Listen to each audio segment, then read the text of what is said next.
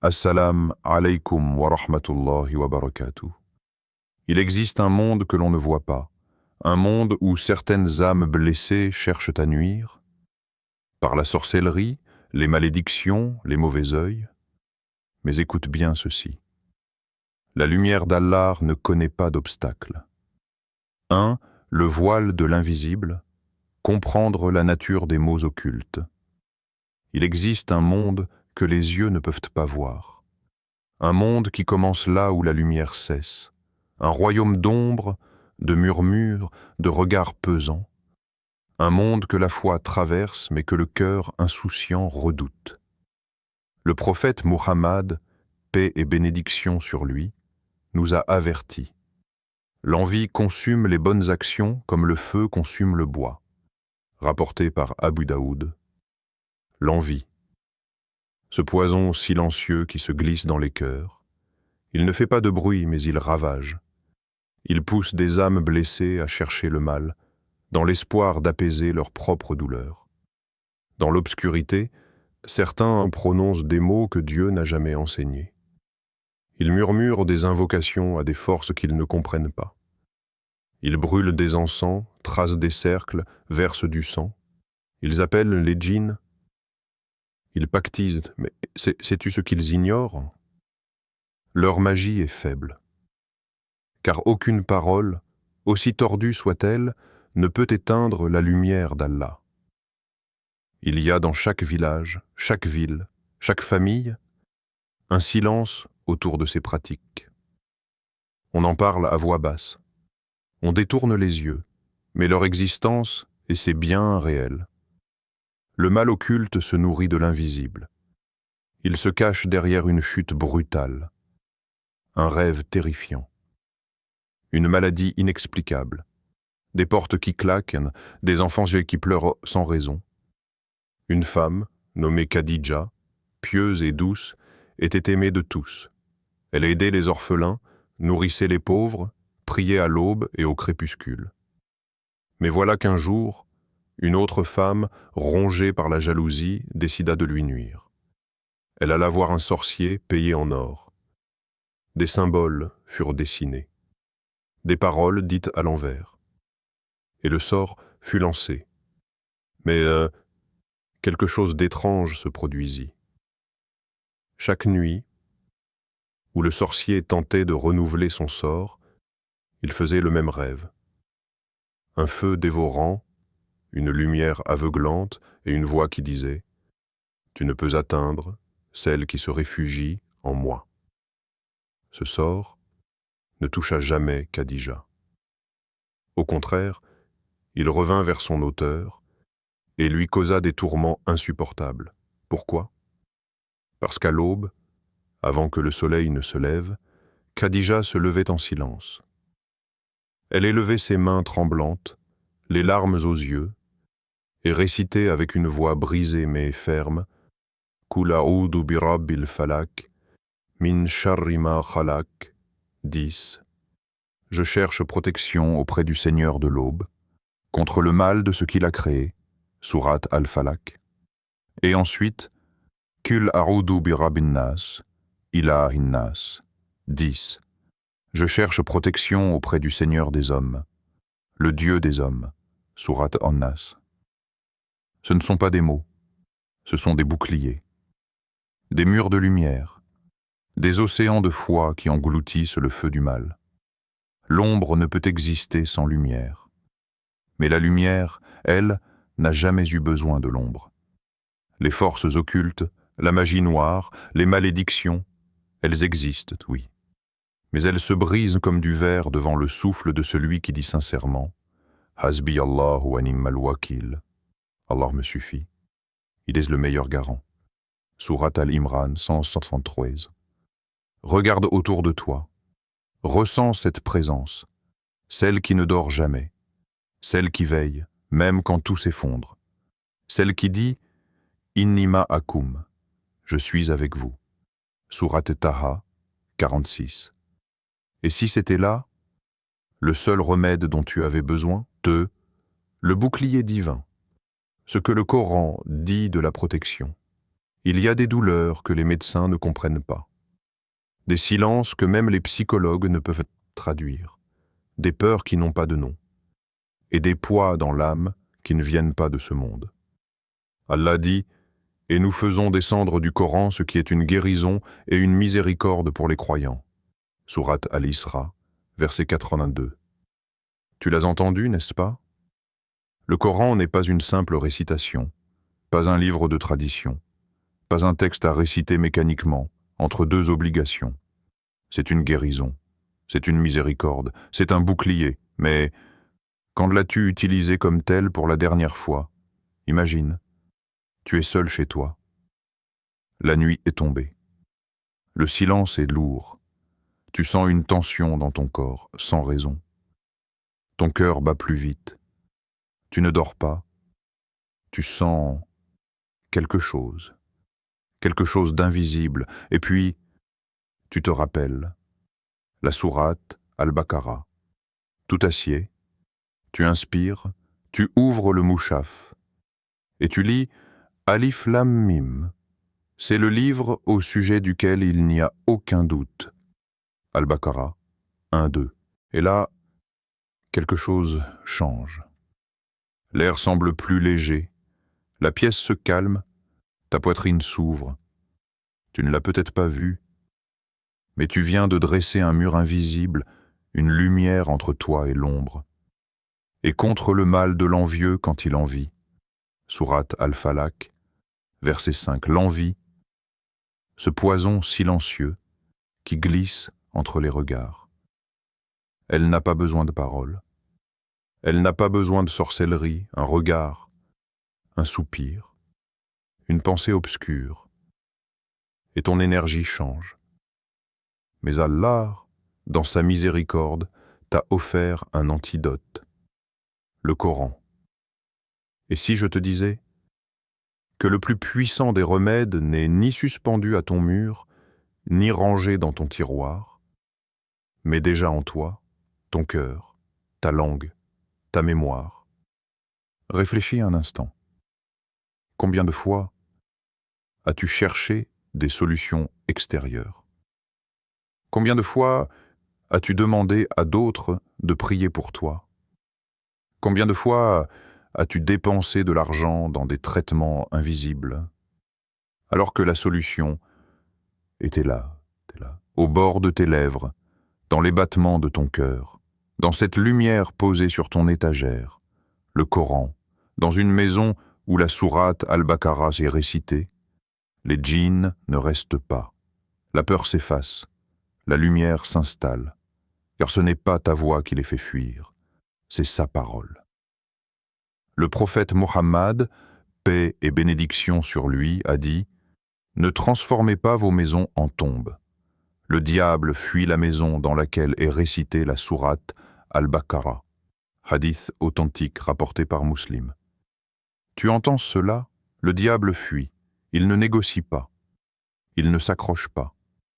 Il fuit parce qu'il sait qu'il ne peut rien contre la lumière d'Allah récitée avec foi. Alors pourquoi continuer à vivre dans la peur?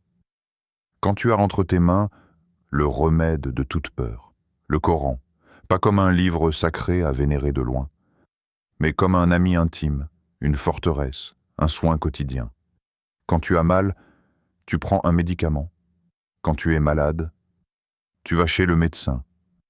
Mais quand ton âme souffre, quand tes nuits sont agitées, quand tes pensées sont lourdes, as-tu pensé à prendre le Coran comme médicament? Pas une fois, pas une sourate, mais comme une habitude, une hygiène spirituelle, une armure invisible. C'est pour les croyants une guérison et une miséricorde. Sourate Al-Isra 82. 3. Retour à l'envoyeur.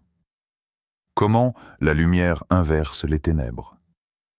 C.S. Lewis disait « Chaque fois que vous invoquez une force obscure, n'oubliez pas qu'elle vous regarde aussi. » C'est une vérité qu'ils oublient. Ceux qui jouent avec les ombres, ceux qui murmurent dans les recoins, Ceux qui jettent des sorts, qui enterrent des objets, qui soufflent sur des nœuds, ils croient contrôler. Mais ils sont regardés, eux aussi, par ce qu'ils appellent, par celui qui voit tout. L'islam, lui, t'apprend une autre règle du monde invisible. Celui qui marche avec la lumière ne craint pas les ténèbres, et cette lumière, ce n'est pas un feu, ce n'est pas une rage, ce n'est pas une vengeance. C'est la paix du cœur qui connaît son Seigneur. C'est la parole prononcée dans la sincérité.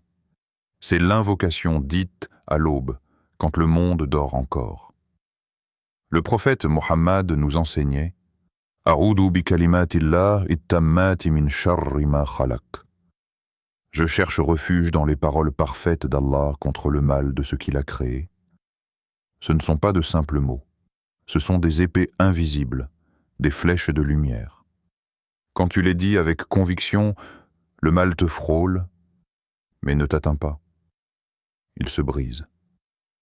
Et parfois, il retourne à son auteur. Mais attention, pas par vengeance, pas par haine, mais parce que la lumière ne permet jamais à l'ombre de s'étendre sans fin. Laisse-moi te raconter une histoire, vraie, bouleversante. Le Caire.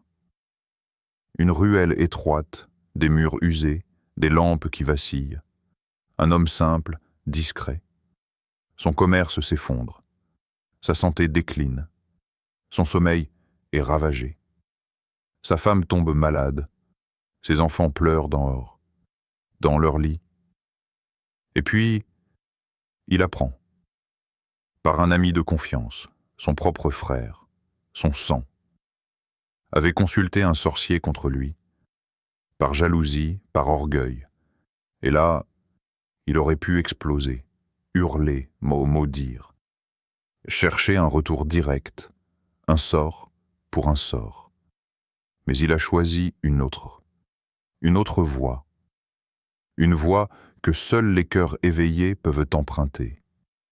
Chaque nuit, il se levait pour Qiyam ul-Layl, pas pour demander vengeance, mais pour pleurer devant Allah, pour lui parler, pour déposer, nuit après nuit, ce fardeau que personne d'autre ne pouvait porter.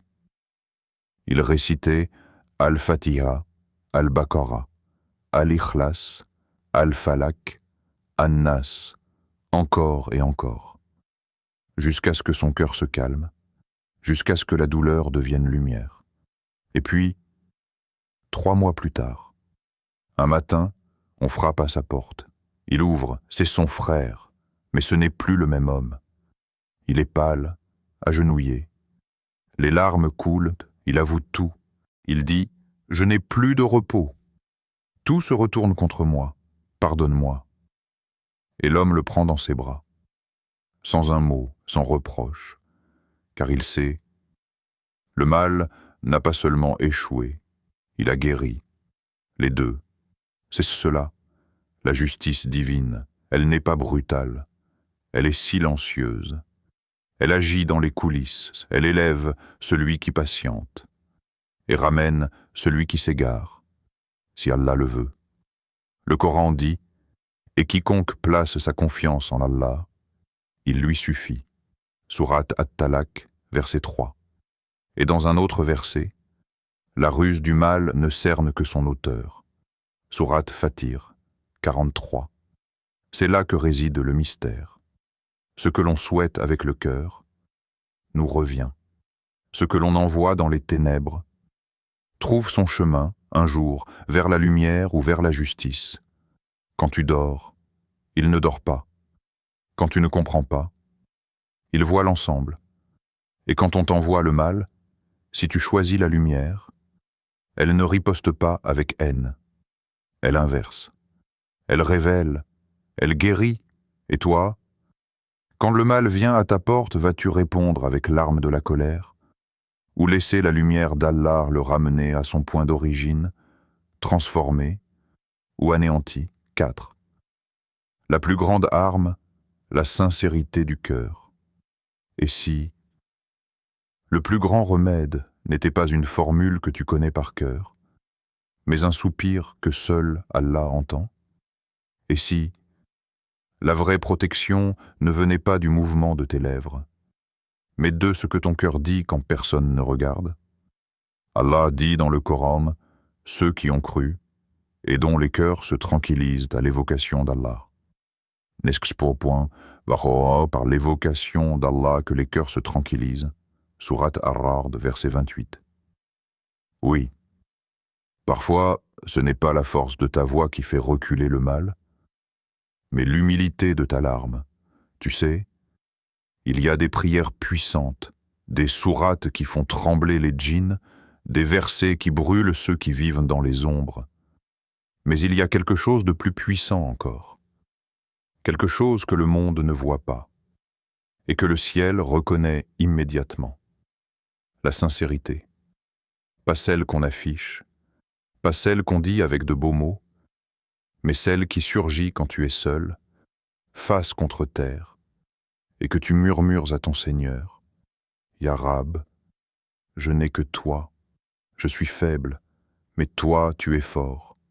Protège-moi, je ne peux rien sans toi. » Et là, quelque chose se passe, quelque chose que les livres ne décrivent pas, quelque chose que les sorts ne peuvent pas approcher, quelque chose qui fait trembler l'invisible. Les gens disaient de lui, il est intouchable, pas parce qu'il était riche, pas parce qu'il connaissait les sciences occultes, mais parce qu'il priait chaque nuit, avec une foi pure, des mots simples et un cœur sans haine. Un jour, un sorcier l'a défié. 3 fois, 3 rituels, 3 invocations interdites. Et 3 fois, le sorcier est tombé malade, lui-même.